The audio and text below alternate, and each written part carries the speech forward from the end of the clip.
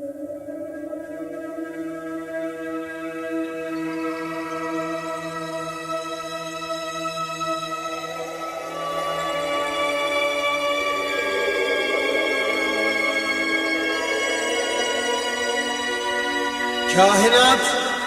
Tanrı'nın görüntüsüdür, Yaradan'ın aynası.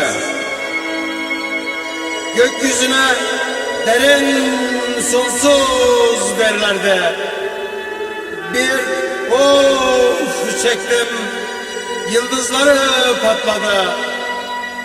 Yağmur yağar, şimşek çakar, gürler de bir of çektim, gök kubbesi çatladı. İçimdeki ateş güneş söndürür, bütün kainatı yakar, yandırır. Gönlümde bir ses var, devran döndürür. Bir of çektim, 7 katı atladı. Benim gönlüm daha geniş uzaydan.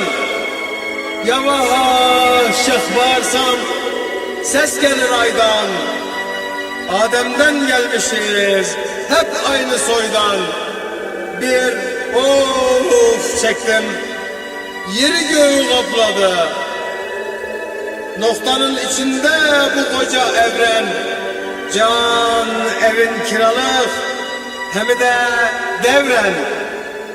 Yaradan'ın aynasısın sen devran. Bir of çektim, beni bende takladı.